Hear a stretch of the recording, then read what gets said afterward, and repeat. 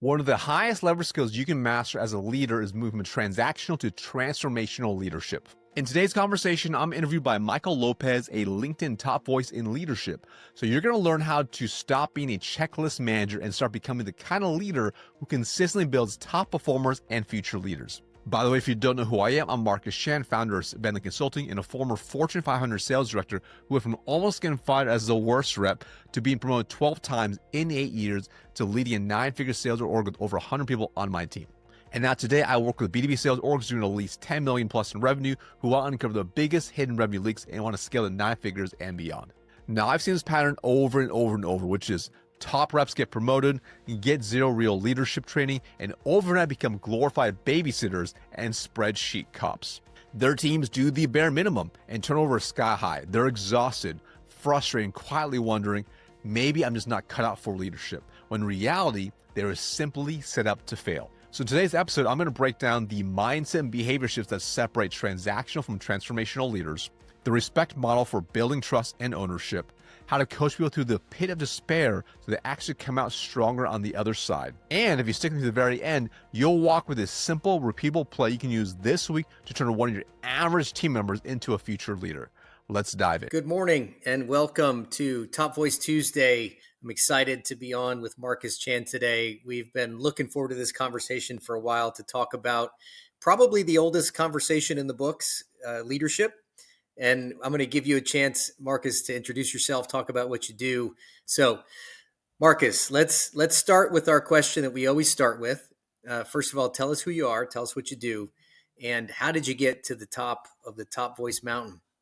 Well, first off, thanks so much for having me on, Michael. It's an absolute pleasure. So I run a company called Venli Consulting, in which we work directly with sales organizations that are doing at least 10 million in sales in the direct sales org, and ultimately uncover the biggest hidden revenue leaks to scale to 9 figures plus.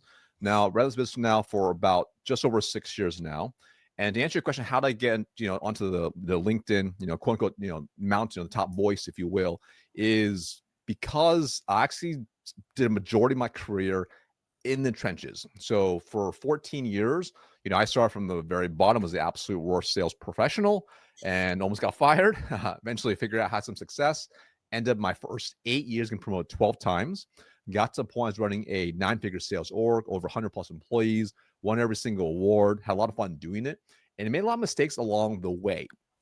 So when I started my business, I thought, hey, you know what? I think it'd be really good to potentially share some things I've learned. And when I started to look at actually on LinkedIn as a platform, I observed there was a lot of people posting very like superficial, high level stuff, nothing with real depth or tactical strategy. And then when I looked into, unfortunately, some of their backgrounds, some of them really hadn't really been that successful, even in the roles they were in, never really led large sales organizations. And I said, hey, you know what? This might be an opportunity because I can actually share what I've done in my experience and hopefully help other people. So, this is like September 2019.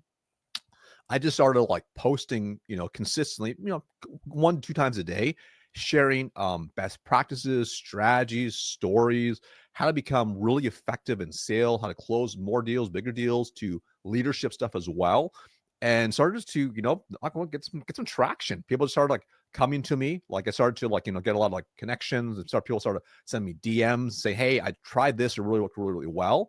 And I was like, this is really awesome. So really, I was just trying to make an impact, right? And obviously, by doing that, that led to more leads for my business growing and scaling as well. That was really my primary focus, just help other people. And by just the act of doing that, a side effect was LinkedIn reaching out to me and saying, hey, Marcus, you just made a list of our top, I think it was top 20 to 25 people in sales who post and put out amazing content that really helps other people. We want to tell you you're a LinkedIn top voice. And I was like, whoa, this is like kind of awesome. And this is when, at the time, this is like 2020. At the time, like they would make an announcement once a year with a whole article they posted about in different verticals, and I was in that list. So that was really, really cool because I was back in 2020. And then since then, I've continued to put more content. My content's hopefully gotten better over time as I've gotten better and better. Just learning how to write better, how to create better videos, and all that stuff. So it's been kind of a cool journey since then. That's actually how I got to become considered a top voice.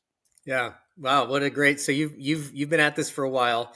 Mm-hmm. Mine started in like 2021. So I was a Mm-hmm. couple years behind you, but It's interesting. I asked everyone this question, and I think everyone shares a similar story Mm, about I just started trying. I just started sharing. I was trying to be helpful. I was sharing what I know without any expectation of a mhm, return, maybe being a little bit provocative. mhm, That was my goal mm, in the world of change and change management. mhm, I sort of decided, hey, I'm going to drive a hole right through the middle of this conversation and say the quiet part out loud.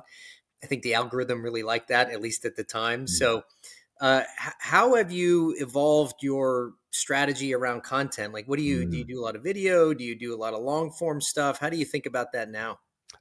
Really good question. So, it's gotten a little more, I'll say sophisticated, but it's probably not the right word. It's just that, now I'm really fortunate. So, 6 years in, at the time, I did everything. So I was a solopreneur, just doing like literally everything from video, editing, creating things, posting it, scheduling, all that stuff.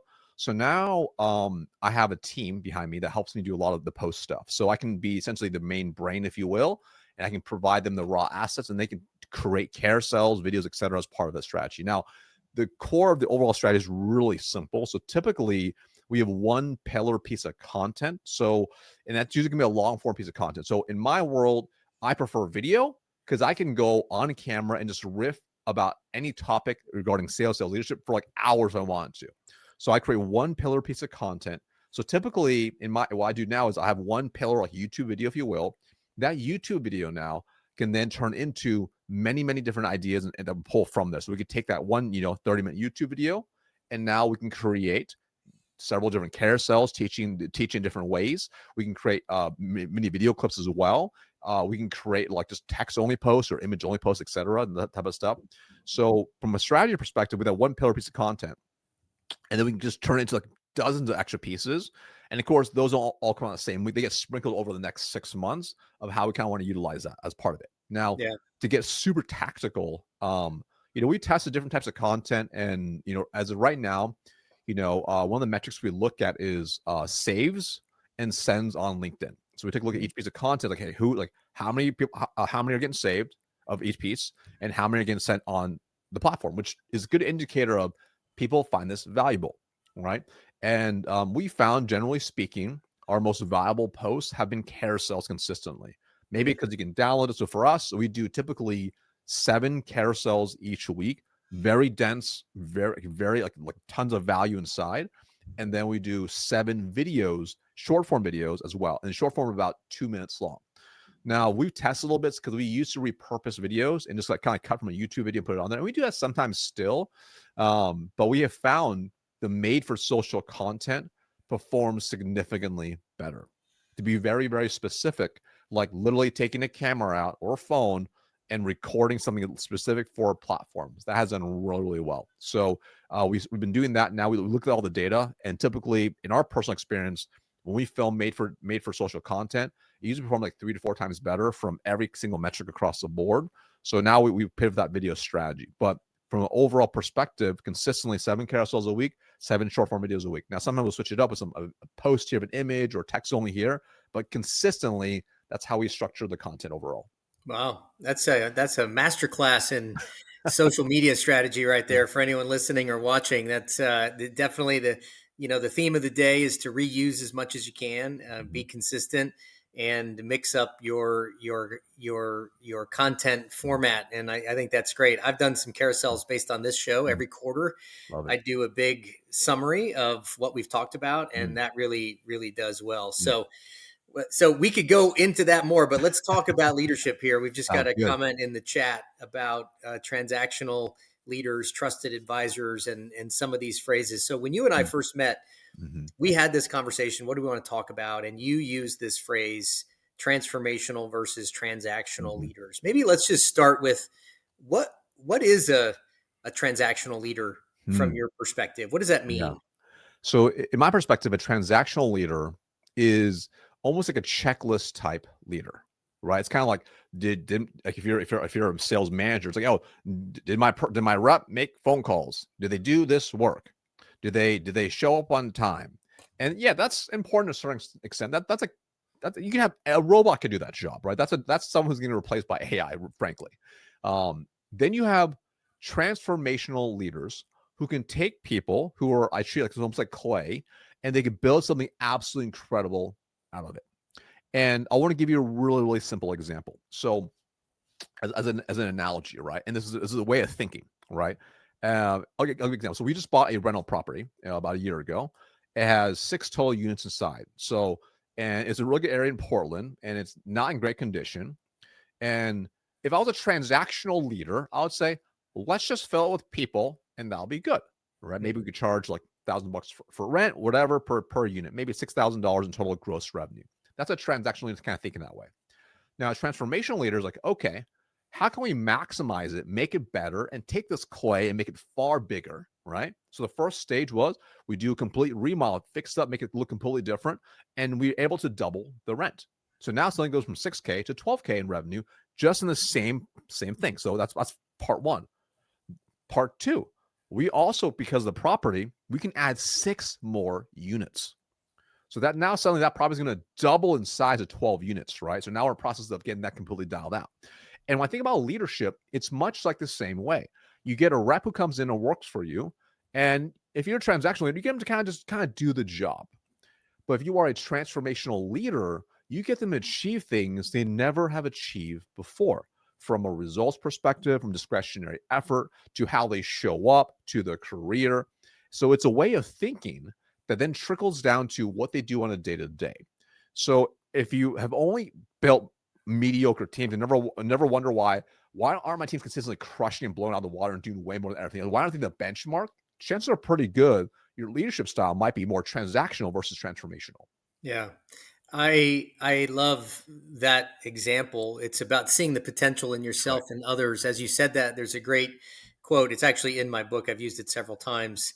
Now I'm going to figure out if it was Michelangelo or Da Vinci. I can't remember now. I think it was Da Vinci, which is that the sculpture is already inside Mhm. of the stone. It's your job to bring it out. I And I love that. think that's the description that you're providing. And so Mhm. I just had a client conversation this morning. We're doing a little interview. We've got a workshop next week. And he said something. He goes, I don't see people showing up every day with a desire to do more than the minimum. Mhm. And that, I think, is a little bit about what you're getting at. So let's talk Yeah. about why from your perspective, you've said that many leaders are set up to fail. These transactional leaders come in and just to do the job. Why do Mhm. you think that's happened? Why do you think we've got this model of kind of broken leadership development in some ways that so many people end up there? Well, and I think back, and I think it's a systemic issue first off, across the board, um, at a lot of companies, and it makes me think a lot of really my first sales leadership role, right? So I go from being a really good individual contributor, really great results. I'm consistently number one, and I get tapped on the shoulder, and my boss is Marcus. I want you to interview. I want you to take over a sales team, and I'm like, great, that sounds great. And there's no training, there's no onboarding. It's like, here's your team, good luck. So what happens is like, as a rep, me personally, I would micromanage the crap out of myself. Like I was very meticulous and very particular about how I did everything. So I just did the same thing to my team. And it turns out that's really bad leadership. And I realized, like the skills that made me really great as an individual contributor are completely different as a sales leader or at a leader in general. And I think I see this across the board for so many companies. They do the same thing, which is like, hey, you're really good as an individual contributor in any role. Now you're going to lead people. You can be a great engineer. Oh, you know what? Now you're going to lead a team of engineers. But again, being being able to do the work is wildly different than leadership. And I see this across the board as like a repeat cycle. So even if they change companies, maybe they go into a leadership role in another company, they still have those bad habits.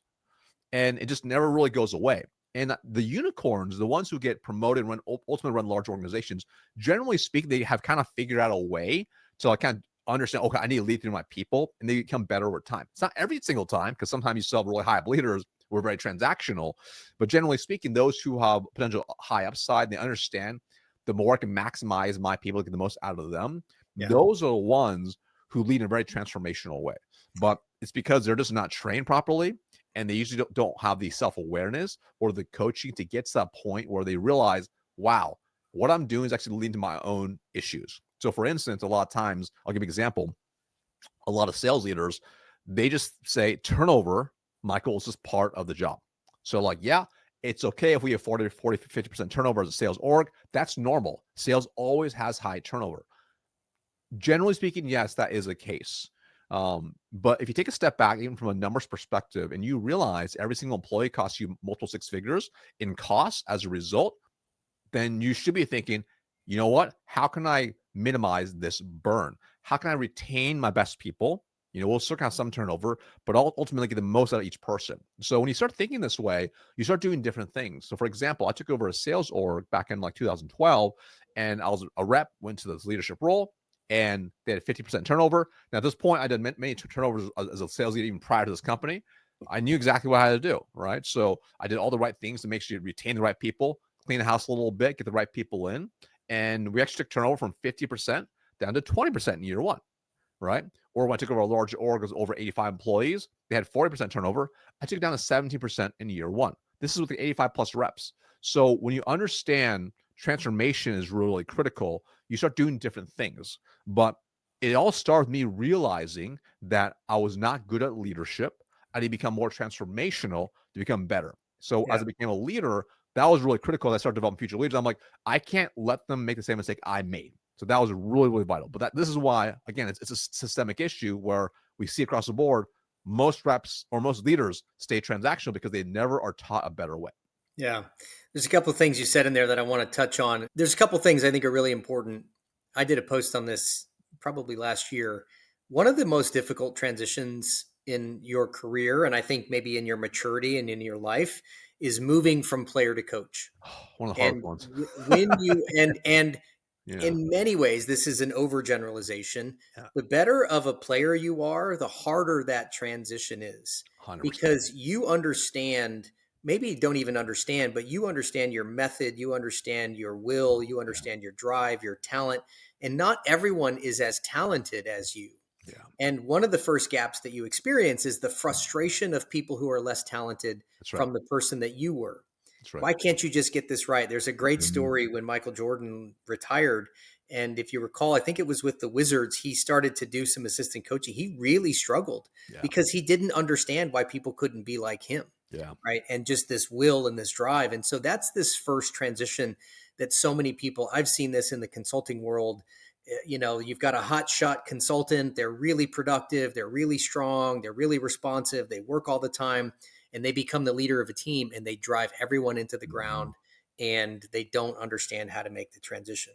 100%. That's number 100%. one. Number two, part of that transition is you've got to be willing to let go of the doing and the product and being productive because as a player in any sport or in any job, what's your primary value? It's output. That's right. Right? And when you're a coach, it's not your output, it's the output of others. Mhm. And those two things are huge. They're huge stumbling blocks and obstacles. I just wanted to hit that because I loved your story. So the question we're getting is how do you build and measure trust with your team so that they individually are empowered to one day lead a team of their own? And this is this conversation we're having about leveling Mhm. up and the role that trust plays in the teams Mhm. that you build. I think it's a great question. 100%. And I think it starts off first with leading from the front because you can like talk a big game all you want, but like how do you show up as a leader? And it's in like every in everything that you do, right? I'm a firm believer your team is always watching whether you realize it or not, right? This is like absolutely vital. And this goes down to like what you do on a tactical basis because you can talk about, hey team, like we need to like show up on time and like make sure we give 100%, et cetera. And you can say, oh, always on a soapbox, but are you showing up on time? Are you giving 100%? Right? So it starts with like how you show up, and even a deeper example is like, let's say for example, you are doing one-on-ones with your team. How do you run your one-on-ones? Are you transactional in nature? Are you like, if for example I'm leading a sales team, it's like, oh, Marcus, did you make your calls last week? How many calls did you make? Okay, you made 50 calls. Okay. Did you close any deals last week? Yes or no? Okay. Like, how big are those deals? Like that's very transactional leadership versus are you showing them what good looks like as a leader? Are you coach them through whatever they're struggling with and guide them to become much better? And this applies to every part of what you do. And that's why um, leadership is seen, not heard. And you have to show them consistently what you're really doing. That's like the first stage, right? To do that. That's like table stakes, if you will. The next level is, if you're a really, really good leader, is you are actually developing them and their skills for leadership. So let's just say, for example, this is what I did personally.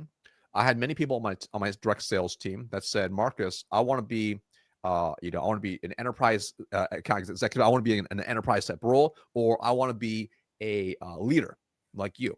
Great. They require leadership in different ways. So I work with each of them individually to develop their own success blueprint, and I'll develop their skills for that. So, for example, let's just say they told me they want to be a sales leader. Now, one of the skills that I didn't realize how to learn was really understanding the P&L, the profit and loss statement, inside and out. I need to make smart business decisions. So I'm teaching that in trainings. I'm pulling people that want to be leaders together. I'm walking them through the profit and loss statement of what they do and how it impacts the rest of the business as a whole. Or for instance, if it's teach them like, hey, like a big part of the role is learning how to like coach people and develop them. I'd have them come with me to see how I would coach somebody else that maybe was not performing. Or I'd start having them do tasks as well. Say, hey, listen, like Michael, you told me you want to be a coach. Now that you've seen me do it, I taught you the framework. I want you to spend time with Lisa, our new rep, on Thursday. And I want you to go in the field with her, and I want you to coach her effectively and let me know what you find out and let me know how she takes the feedback. So we're doing these things. We're teaching frameworks. We're educating them. We're demonstrating how it looks like.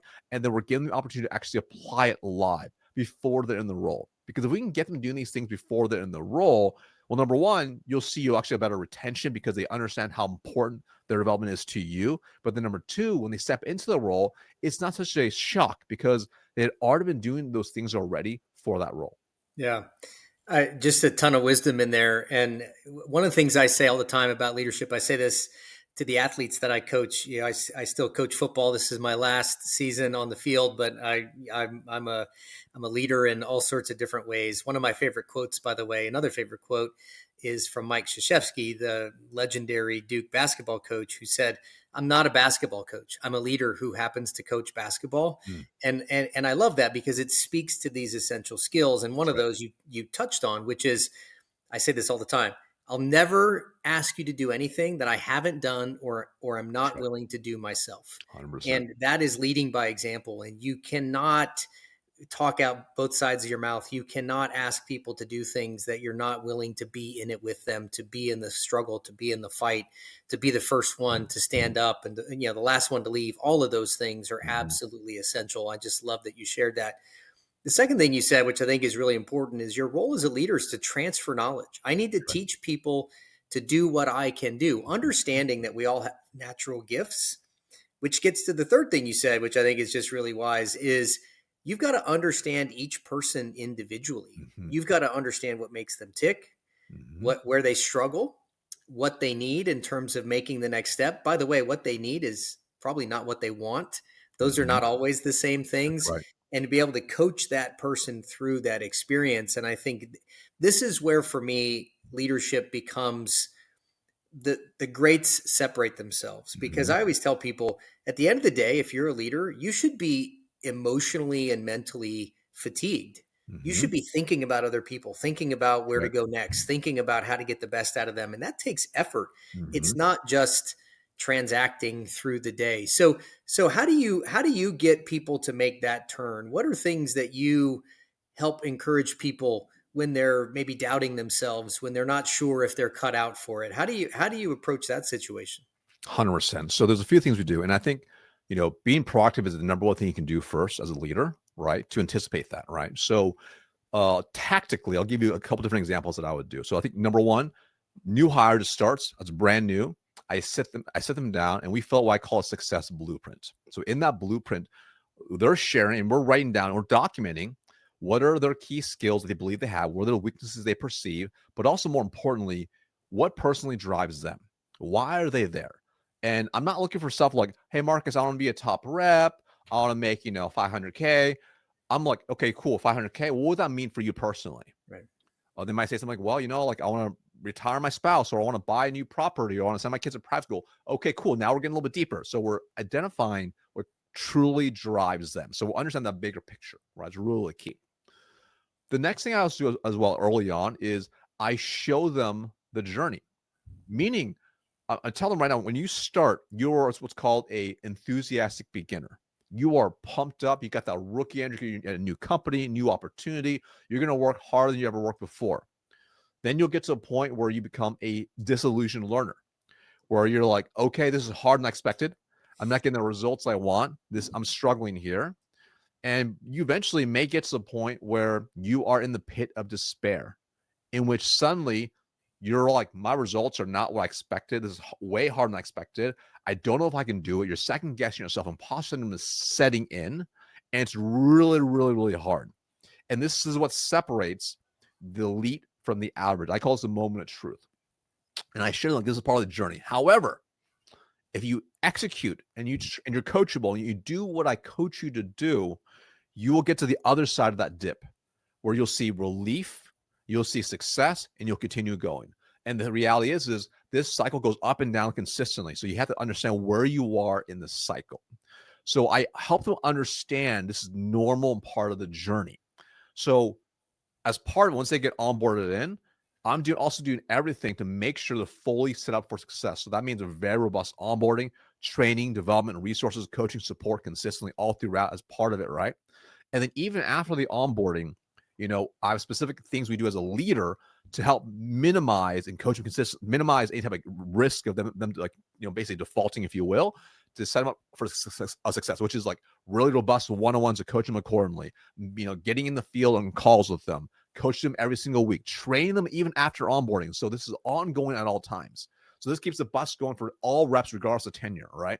So that way, because it's going to happen, when they hit a lull, when they deal with something, something challenging in their own personal life that impacts their business life, we can bring back and say, hey, listen, we talked about this.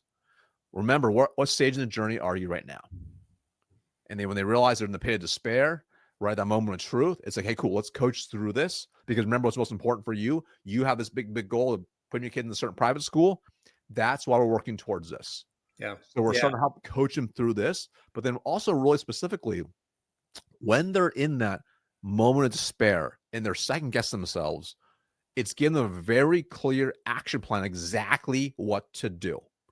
It can't be like, Marcus, I know you're struggling. I want you to just work harder. Just push through. It's going to be okay. Like, that is not concrete enough, right?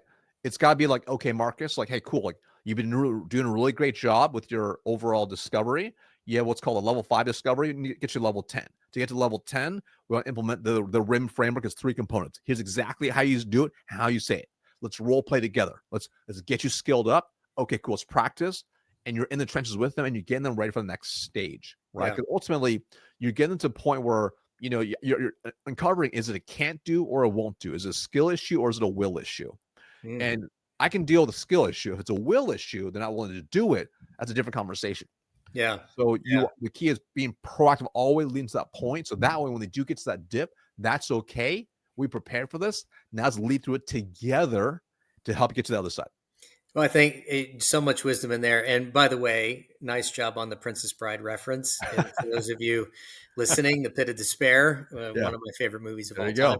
Beautiful. What you're describing is the hero's journey, and That's right. we've all been on it at different points. And I think it's an essential part of leadership, which I think what you're hitting at is leadership requires both your own vulnerability as the person going through maybe that pit, as well as the leader who's mentoring or coaching or guiding to say, hey, I see you. I see you're struggling. I've been there too. And I've been in these moments. Because I think one of the things that makes leaders compelling, it's not that you're perfect. That's right. It's that other people see their imperfections in you as well. They know that you were there once too, and you made it out through a series of actions and through a series of steps. And I was looking at Jay's comments in the chat, and his last sentence in one of those was, the most dangerous 6 words in business are, this is the way we've always done it. 100%. And I think it's such a great reminder from a leadership perspective that you're not just there to care for people who are going through things, but you're there to care for the business, and you're there to ask questions about, why are we doing this? Why are you going through this? What's Mhm. happening? Why, how can we do it different? How can you join me in that discovery in the next phase of the hero's journey? Marcus, we could keep going. It's already been 30 minutes. And so I want to get to this. We've covered a lot of territory about leadership and how you think about it. I would love for you to help us maybe think about, like, what's one or two takeaways that maybe you could recommend to people who might feel like they're in a transactional leadership role right now and they Mm, want to level up. What are one yeah. or two things that they could do to move from a transactional to a transformational leader? Okay, so I'm going to teach a framework first, and I don't take credit for this framework. It's from a book by Paul Marciano called "Carrots and Sticks Don't Work," and it's the respect model. Have you ever heard of the respect model I've by heard of chance? it. Yep. Okay, cool. So I'm a big fan of it, right? So respect model, and I think the principle is really simple, and it's an acronym as well. But ultimately, like when people leave, typically it's like they don't really feel respected in some way, shape, or form. So if you think of the core premise of like, hey, how can we make sure we create a mutual level of respect between a leader and also maybe the employee? It goes both ways. Now, to go even deeper, how do you actually do it? Right. This is where we get a little bit tactical, where the respect stands for different things. So, for example, the R is recognition. Are you recognizing them for what they're doing a great job at consistently? Right. So recognition, I think, is it costs absolutely nothing to do for the most part, right? Unless you want to spend money, it costs absolutely nothing to do. So if you're struggling to recognize your people for what they're doing great on, maybe you're only criticizing only, maybe that's the action you want to start taking to recognize them for doing the right thing. Now, I'm also a firm believer. I don't like to recognize mediocrity. Now, if the performance is mediocre, I'm not saying you don't recognize them, but is there specific things that they're doing a really good job with that you want to see them continue to do in a different way? So for example, like I remember I had one rep who was not performing, but they did a really great job with their preparation for meetings. Like they just the way they structure their notes, the way they prepare a POV for the prospect. I mean, like world class, really. They just weren't good at other parts of the process, which is a different coaching perspective. So I'm making sure, even though maybe they're down the dumps on their own performance, I'm going to recognize that person for what the value that they bring to the table into the organization. That's really, really important because chances are pretty good. And everyone on your team, it's not like they're terrible at everything. There's probably certain things they really excel at. What's their like shining light? So recognizing that thing, that's the first piece. Next is the next part of respect is E, empowerment. Are you empowering your team to become better and better and better? That's really key. So you're not micromanaging, you're not doing everything for. Are you empowering them to solve problems? Are you empowering them to excel in their roles? That might be something you want to start executing on pretty quickly.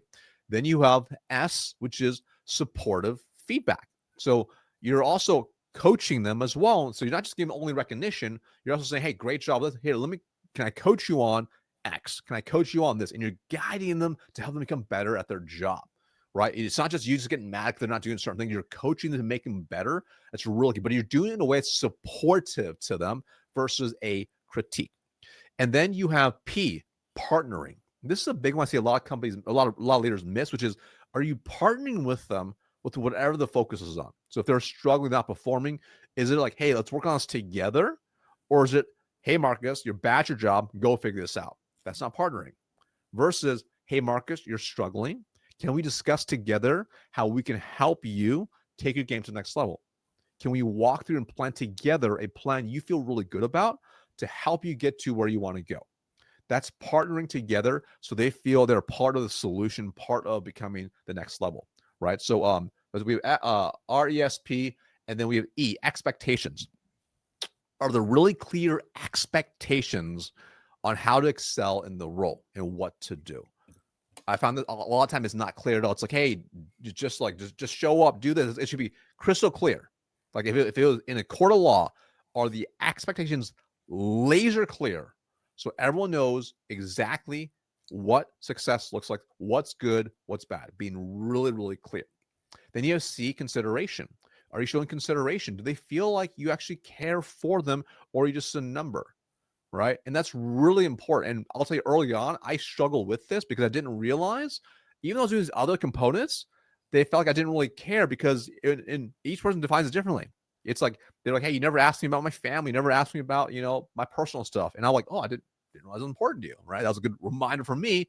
I need to be more considerate. So I started to learn how to like showcase that as part of my leadership style. And then last is T, trust. Do they trust you, trust an organization, trust whatever you sell? They have trust overall. So when you look at the whole component of the respect model, as a leader, it's not about, hey, just one or two takeaways. It's like, hey, what am I deficient in the respect model, and how can I build some tactical execution around it to solve for that specifically, so that I'm a fully fledged leader, so I can develop, really I can develop people on my team who become future leaders because I'm leveraging the respect model. That's great. That's great. And it summarized in a quote I heard once, which is, your job as a leader is to make leaders who can make other leaders. That's and right. I think that respect model is a really, really good reminder that your job is to build other people who can do things you can't. And if you can do that, you're an outstanding leader. 100%.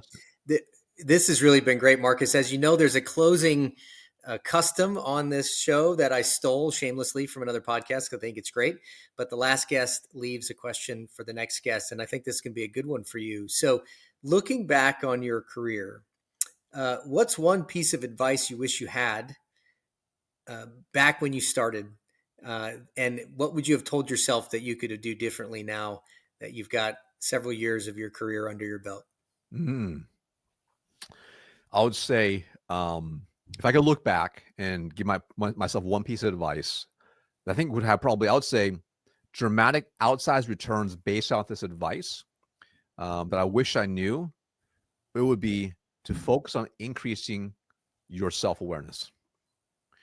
And to be very, very specific, I have found oftentimes in my past, whenever I got held back because of certain things, it's because I had a level of ego of some way, shape, or form of not really being able to see the situation. It's kind of like, there's two sides to every coin, right? If you will.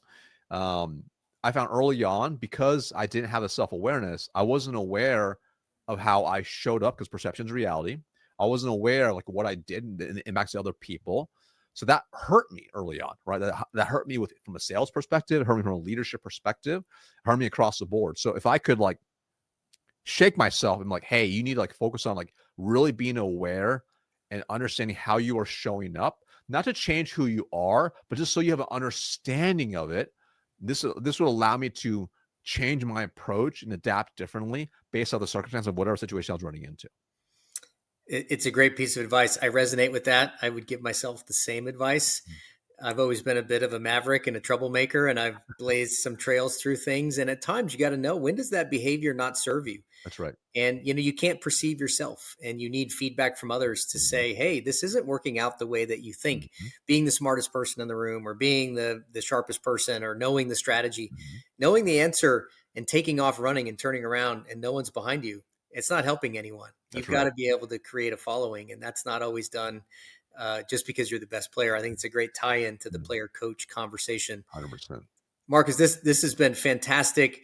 As always, I want to give people a chance to, where can we find you? Where can we follow you beyond LinkedIn? Anything you'd like to leave with our guests as we depart? Awesome. So first of all, it's an absolute pleasure. You can find me on LinkedIn. Look at Marcus Shan, very, very simple. Or head to venliconsulting.com. You'll see on there, I tend to free trainings, free resources for whether it's sales leadership to, individual sales, tons of stuff on there on my site as well. Great. Thank you again, Marcus, for a great conversation. All right. So I hope you got a ton of value from that conversation with Michael. Really appreciate him having me on the Top Voice Tuesday to break down what it takes to be an actual transformational leader. Now, if you want more content like this, make sure you subscribe to the channel, hit that notification bell so you don't miss a single one. And if you're a sales leader who wants to scale your team, uncover your biggest hidden revenue leaks, and build a high-performing sales org, head over to bentleyconsulting.com to see if we're a good fit to help you out. And thanks very much for watching or listening. See you in the next one.